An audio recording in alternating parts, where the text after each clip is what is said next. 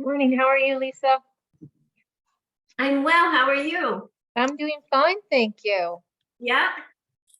You all set for the holidays? Oh no. No, my sister's going to go to Mexico for Christmas. Wow. So they decided we were going to celebrate as a family tomorrow. And I'm like, no, I can't get there. I can go, but I'm not going to have any presents. I'm not going to be ready at all. Oh my But goodness. yeah, but I can just go and celebrate love. No prizes. Fantastic. How about you guys? Are you ready for Christmas or whatever you do? Partially, I would say. Yeah. About you. Can never fully be ready, but No. My house looks cute. We put up our lights after Thanksgiving, but it just feels weird without the snow. And it's just Yeah. things so brown. And I do my walks at night, and I do love watching, and certain people's houses, they go all out. I enjoy walking by those houses. It kind of feels good because it gets dark so early too. Yeah. Great. Yeah. Well, in just 10 days or something, it's going to start getting lighter. perfect. Yeah. Yeah. Way to think about it, that's for sure. Yeah. So good morning, everybody. Thanks so much for joining me today for the advocacy group. There are quite a few people who did let me know that they weren't going to be able to make it for various reasons. And I'm just season. Yeah.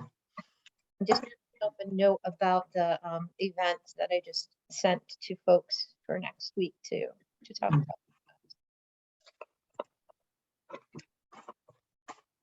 So as far as introductions today, we'll do introductions and an icebreaker. And the icebreaker is if you work, we talked a little bit about early bird and late birds. So if you were a bird, what kind of bird would you be? And I want to make sure I can see everybody on my screen. Gallery. Great. Good morning, Michael. Would you like to kick it off for us today? Yeah, good morning, everybody. So Michael Bennett with the Couch Family Foundation. I always loved hawks, and I think it's pretty presumptuous to say that I could see myself as a hawk, but if I was to be a bird, I think that would be it. That is a cool one. Hello, Jacqueline. How are you today? Thanks for joining us. I'm doing well. How are you? Great. I'm Jackie Furman from New Hampshire NACI, policy and advocacy consultant. If I were a bird, red-breasted finch, only because that's how I learned my colors when I was little. My grandparents taught me my colors with the bird book and binoculars, and that was my Nana's favorite. So I'm gonna go with that one. Nice. Hey, Lisa. I would be a male cardinal because they're just so beautiful. Yeah, and the female cardinals, not so much, but I just love looking at that brilliant bird. Yep. And I'm from Waypoint Upper Valley Family Resource Center. And Sarah? I have to tell you, you guys have hit me this morning. I have absolutely no idea. I'll think about this. I'll send you a note later. And Jackie, it's a pleasure to meet you. You're new to me at this circle, and I work with the Couch Family Foundation. Brooke? Great. We're heavy on the Couch Family Foundation today. Kudos for all of us for showing up. Brooke Freeland, also with the Couch Family Foundation. So I too love cardinals, especially on the white backdrop of snow, and seeing that's like the only color you'd get sometimes in New England. But I would say my bird, we have a osprey nest by our kind of in our yard on Martha's Vineyard. That the pole kind of predates us, but we've always had a family of osprey, and they mate for life, and they come back to the same place time and again. And we're kind of creatures of habit too, and they always need to live near water, which sounds great to me. So I would say in Osprey, they always have the most beautiful views. So, and I think Tammy is always kind of on the phone. So get it, Tammy, if you can't come off mute, but we see you on the screen. We see your name. I know you're there. She might be with some little ones. I'm Joanne Roberts. I'm helping to facilitate the meetings for the initiative, and I would be a loon. I love them on the lake. I like the fact that they get to fly south a little bit when it gets cold. But I just think they're pretty fascinating. And when we go kayaking, I love to keep my distance, but it's kind of neat to be on the lake with the loons. So I think that's what I might want to be. So today, we had the pleasure of talking with Rebecca Holcomb at the last meeting, and I wondered if either Sarah or Brooke, you wanted to share with those who weren't at that meeting some of the highlights of that conversation. We had the joint meeting. I also added the minutes from that meeting. So sorry, I'm combining two meetings in my head. The last meeting we had together was the steering committee and advocacy meeting. In between, there was a workforce and recruitment meeting. At the workforce recruitment meeting, I had anybody who wanted to attend, who's part of the initiative, was able to attend.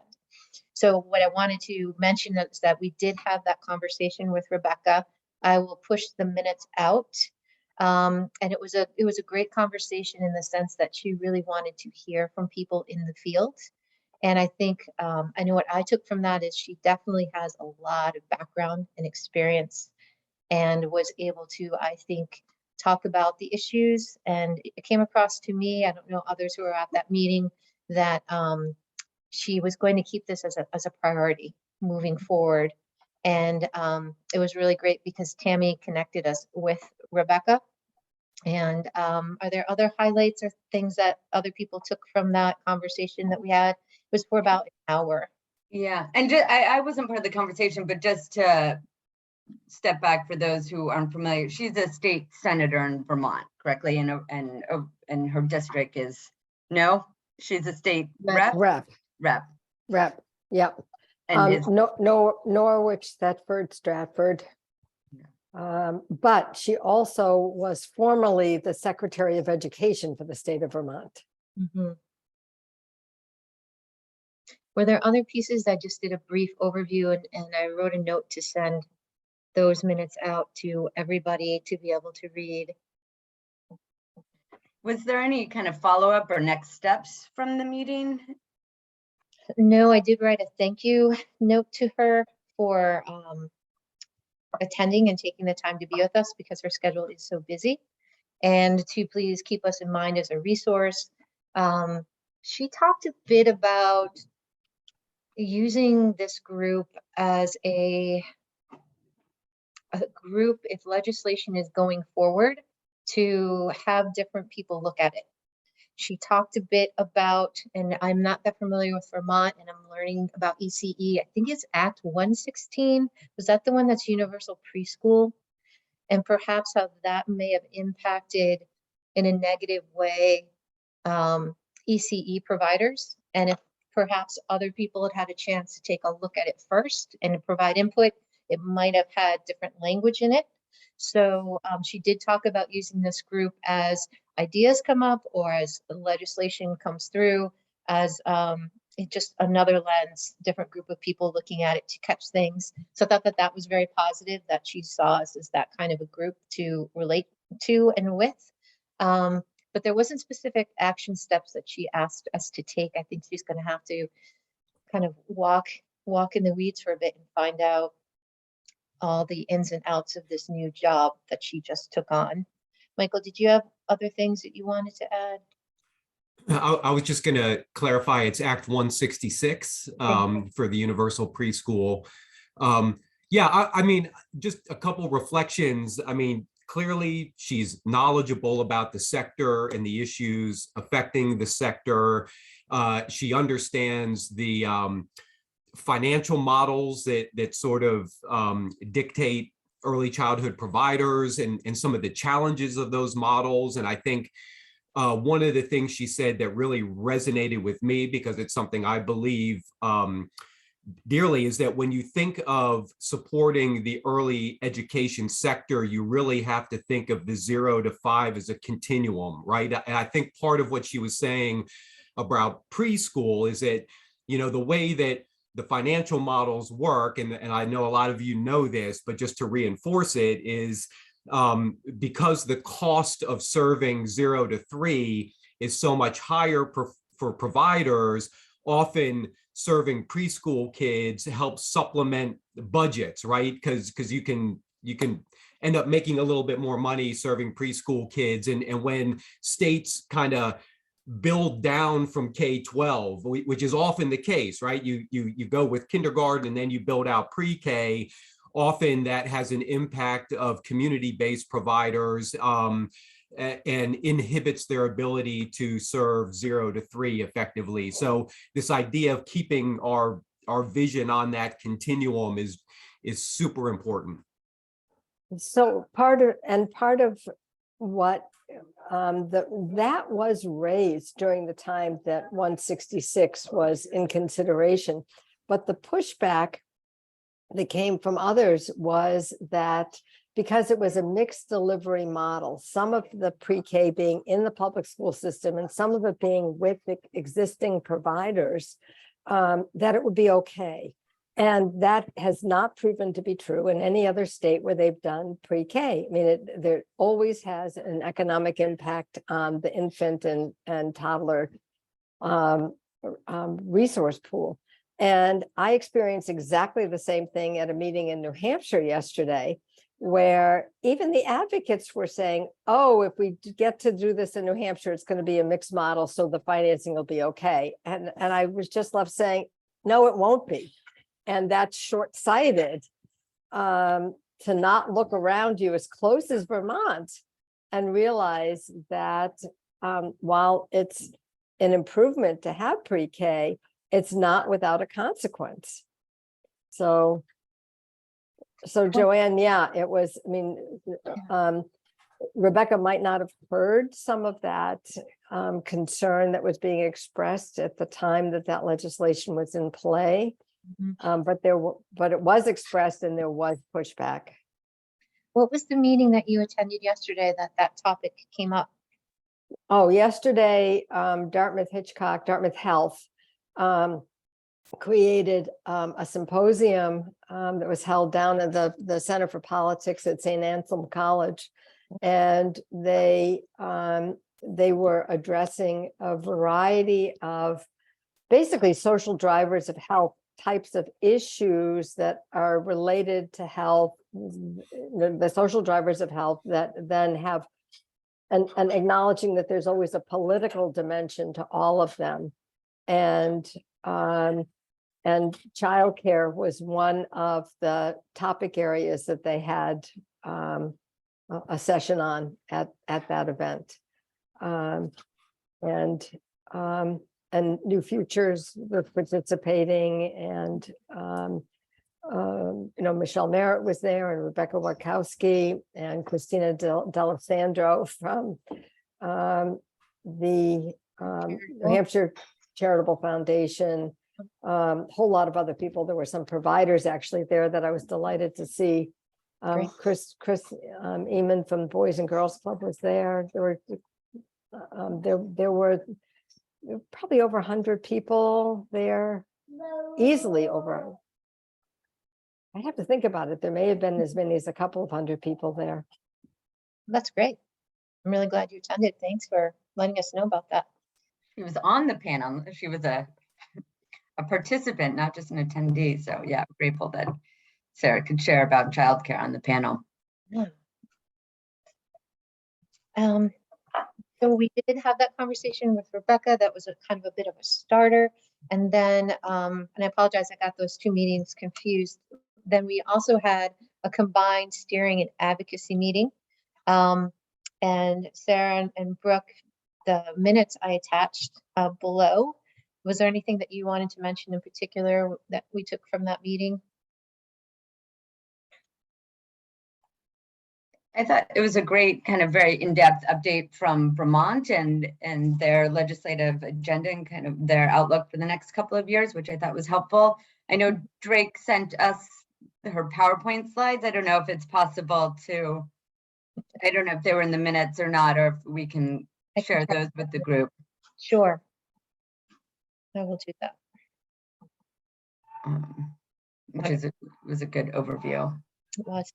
And I think Rebecca, is it Wachowski, will be attending one of our groups based on her calendar in January, because we definitely wanted to get the new futures update.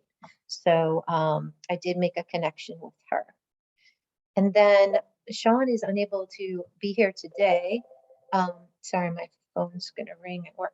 But Brooke, could you perhaps talk a little bit about New Hampshire legislation that Sean has been working on and where they are currently with that? Sure. Yeah. And I mean, look at my phone just so I get the language correct. But and Sean has presented to this group, it's been a couple months, but on legislation in New Hampshire to waive property tax for those providing childcare services. And it could either be a home-based or center-based provider as a way to help cut costs. And in New Hampshire, it would be a local option kind of bill. So the legislature would pass it, but then every town would have to adopt it to have it be implemented.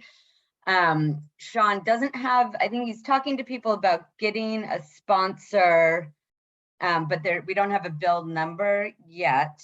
But let me look, the town of has asked Senator Prentice and other legislators to sponsor the bill. So I guess he does have a Senate sponsor, probably looking for someone in the House as well to sponsor it. And it would just allow for property tax exemption for facilities providing childcare services. That's kind of the language he's using. So both nonprofit and for-profit would be eligible. And so what he's really looking for is people to sign on in support of it, to kind of give your name, affiliation. And so he ideally has a list of supporters that he can go to the legislature and say, look, these providers are supportive, these town administrators, these business leaders. So really just to have a kind of a Rolodex to pull from, and that some will be willing to provide testimony at the Capitol as the bill moves along.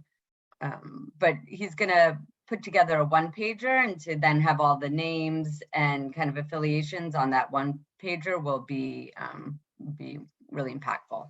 So I would say, so as the Advocacy Workgroup, he's kind of kicking it over to us to help spread the word, and would love to put it out there. If people want to sign on in support of the bill when we have the bill, or even at this stage, and just have your name and affiliation, we can forward that on to Sean. So if you're willing to do it as an individual or on behalf of the organization you represent, please let us know. And you can even put it in the chat today, or if you want, I can try to get the exact bill language and send it around so you see the verbiage. But the more we can kind of spread the word to compile a list of supporters to help.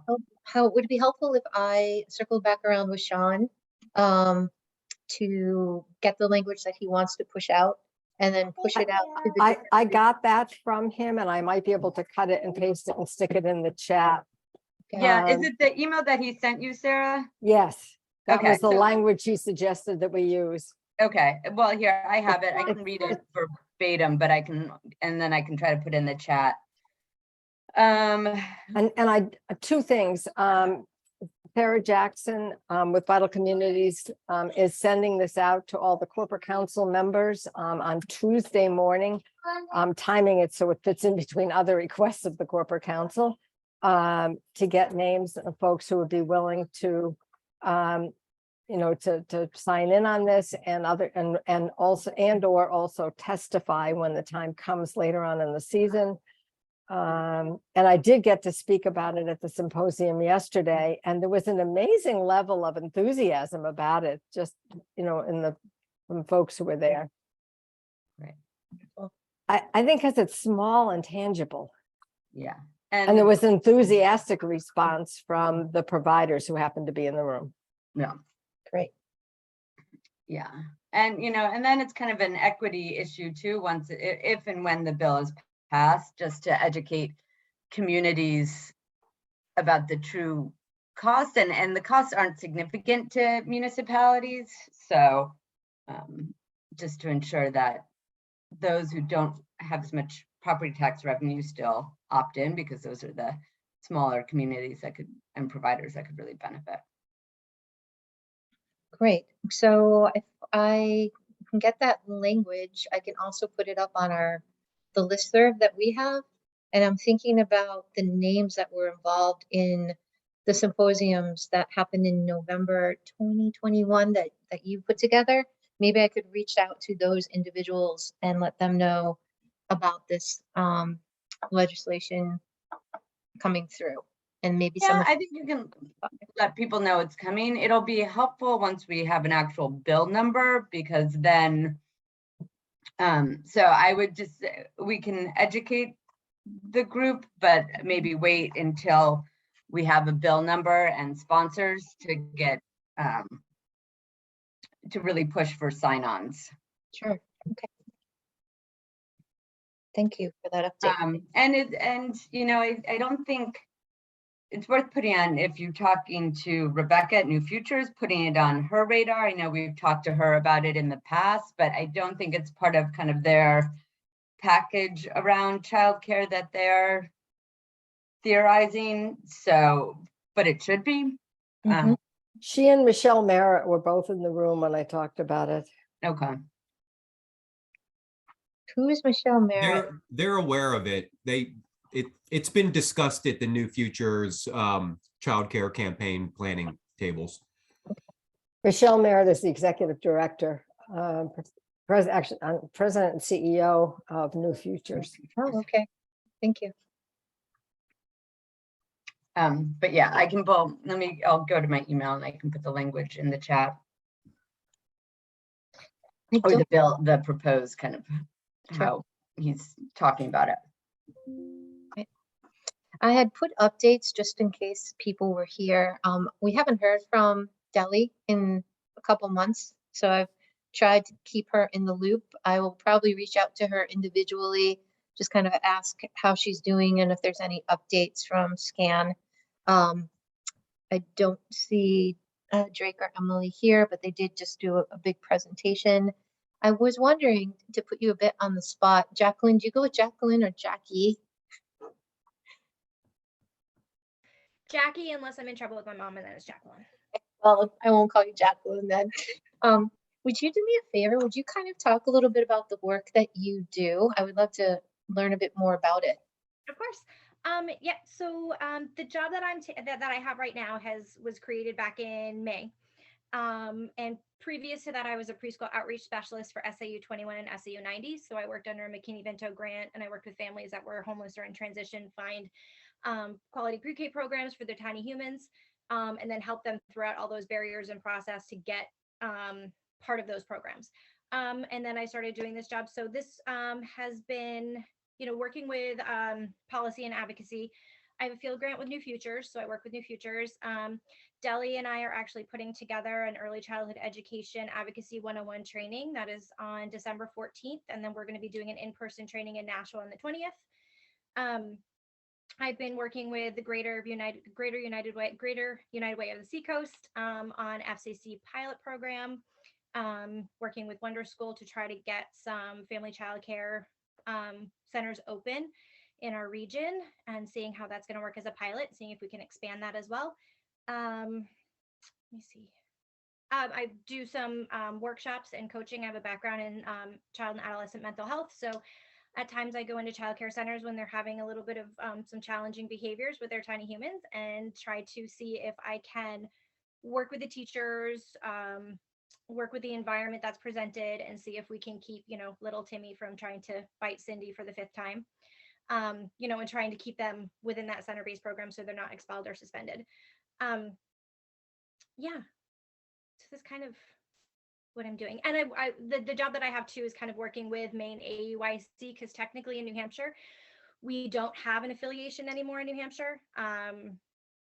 That kind of was pulled a while ago. So right now, National NACI is kind of taking a look at New Hampshire again and trying to figure out, you know, doing this for 6 months was the plan, but luckily it got extended from some fabulously wonderful people that can kind of see the vision as well. And it's going to be extended, and NACI on the national level is looking to see if we can bring New Hampshire back into the game in terms of having this role. So I've been working closely with affiliates from Rhode Island, New Jersey, Vermont, especially with Maine, trying to figure out how we can best serve our providers and community partners in New Hampshire.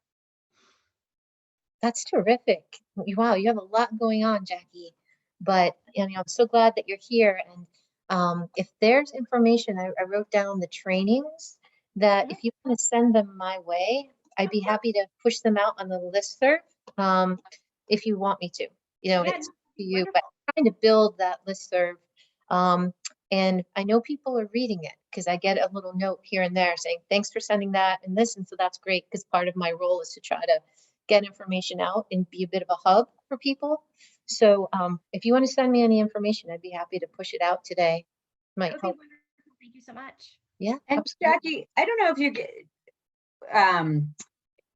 information from national, like advocacy opportunities at the federal level, and I know if they push kind of easy take action bits your way, can you forward that along to us as well, and we can get that out in the listserv? So it's Of course. So what I usually do for our New Hampshire NACI members or AUIC members is every week put out a newsletter that has some of those points.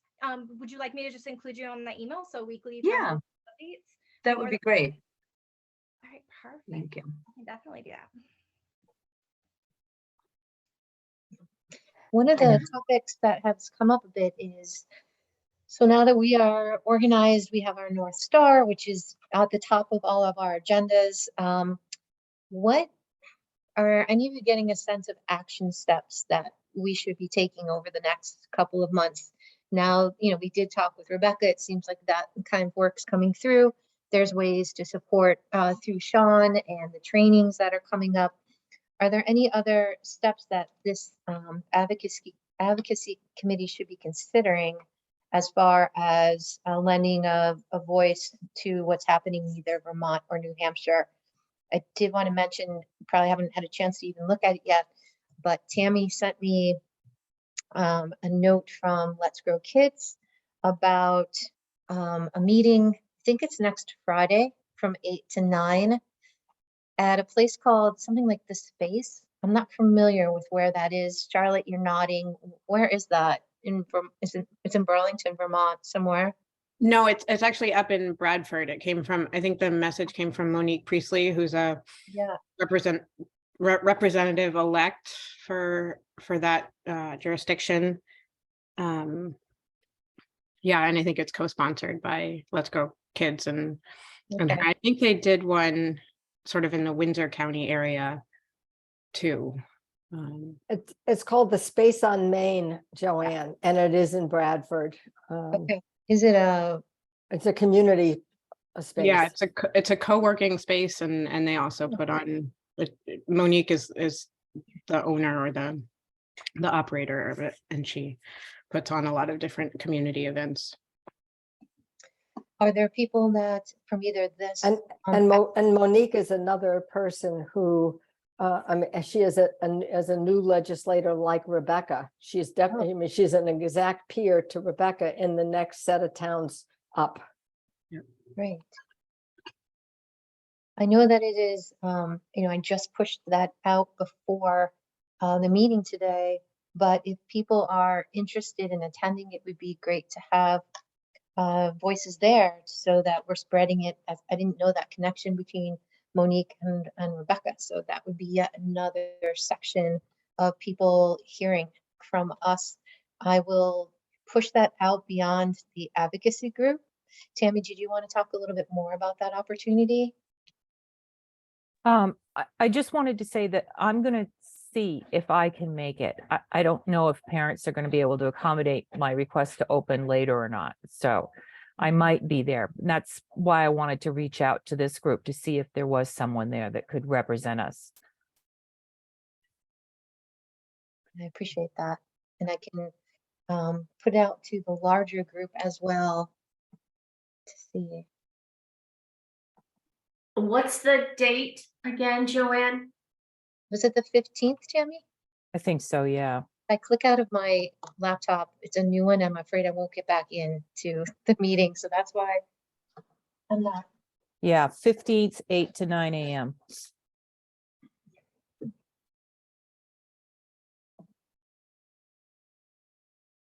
I'll let you know. I'll check my calendar and once we're off this meeting and let you know if I can head up. Thank you, Lisa.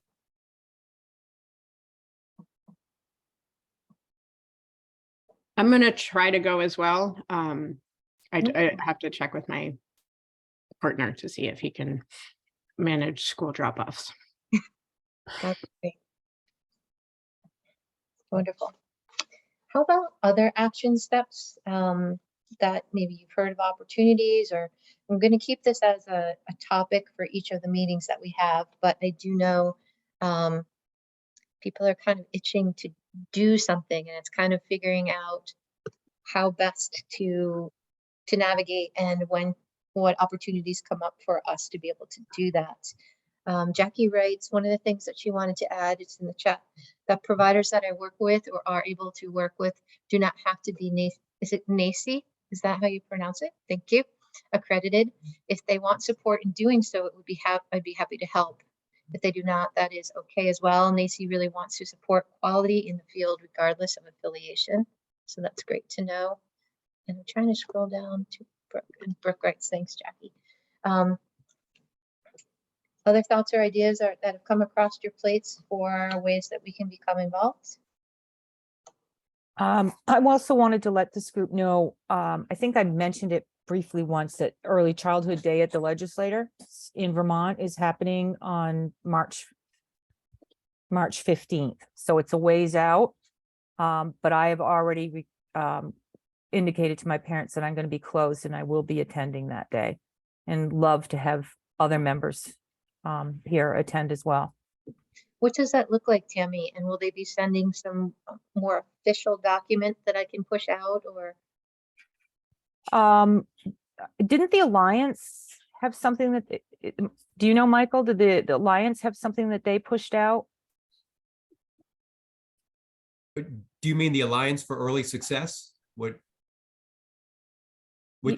You mean Matt Levin, the Vermont Early Childhood Alliance? Yeah, that's right. I'm not sure if I've seen it. Yeah, I'm not sure if I've seen anything from them yet, but I know they always do. So we could, I could flag him and see if they've got any agenda for the day yet. They usually have a process of some workshops that they do, and then a luncheon where they invite legislators, and then they all kind of rally at the State House. And so they have a model traditionally for their Early Childhood Day, but I'll take responsibility for finding out from him where they are with their design and where we could best join in that. And I think Charlotte just put the flyer in the chat. And I'd say that may be the answer to it all. It's kind of letting your elected officials know about the date and that you'll be up there kind of way in advance, and try to book some meeting time with them is great, to get on their calendar, just even for like 15 minutes to drop in and make the plug. And we can help connect the dots with Let's Grow Kids and Matt Levin's group with some kind of policy priorities that you can highlight if you want some talking points ahead of time. Yeah, Rebecca Holcomb already knows I'm going. Okay. And we don't have anything officially scheduled, but she said that she would meet with me and anybody else that I brought along for the ride. Great. And bringing kids artwork or some gift from the kids or pictures of, is always a great way to connect it back to the mission. Okay. Or invite parents to come. If parent is able to come with their child since you're closed that day, I mean, that's also always powerful. Okay, I will keep that in mind. Thanks.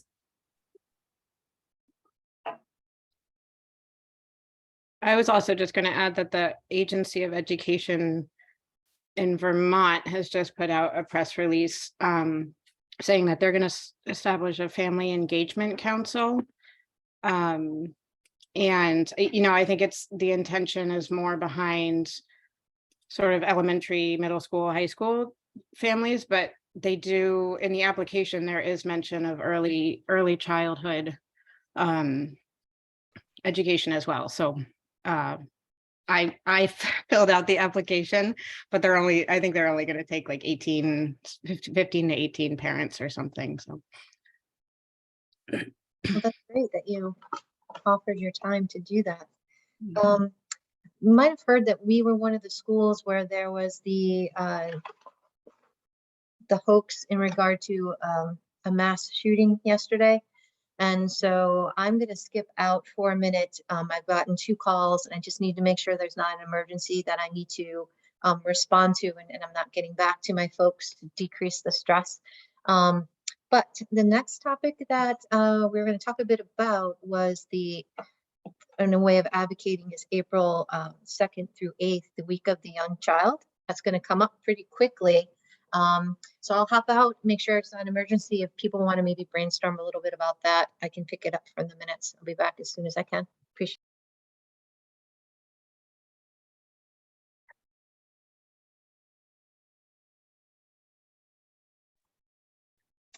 Yeah, so Week of the Young Child, and that's a national advocacy push and a great opportunity to get in front of elected officials as well.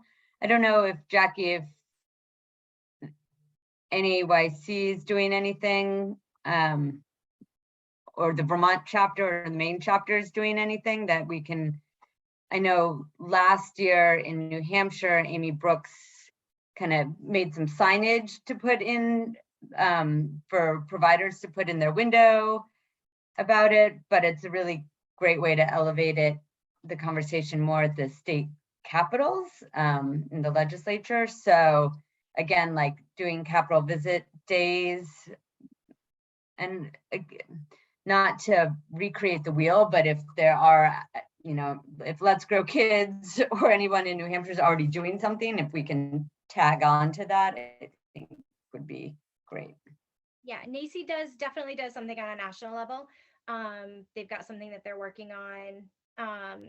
And a lot of the center providers, that's, you know, a big thing for them as well. One of the things I'm working on is putting together a really simple flyer or rack cards that the providers that I've spoken to have agreed to kind of keep in their centers that are geared towards parents and advocacy. Something really simple about, you know, how, you know, they can get their voices heard and become empowered on these points, because we have a lot of smaller centers in our area, and we have a lot of families that want to do something. They just don't know what to do or how to go about it.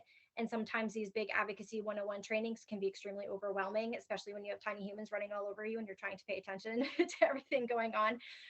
So some of the things that, you know, I'm starting to create are just really simple formats and a lot of the stuff that we talk about here, but on a simplified level with my contact information to be able to help them get their voices across in any way they want to as well.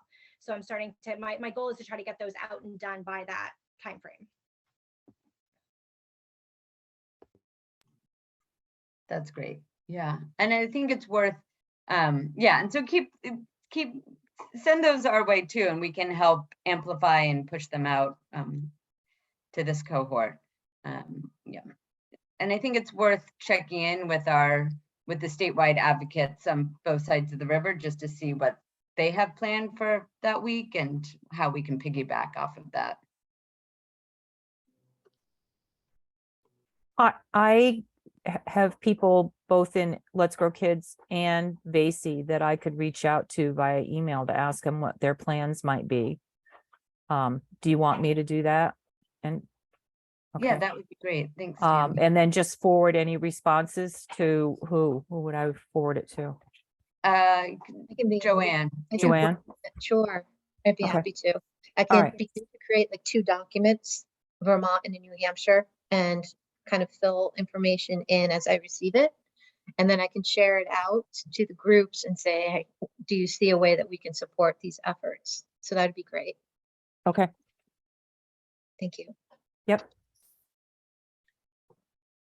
Thanks for letting me help out and come back. Do we have any other business that we wanted to talk about today?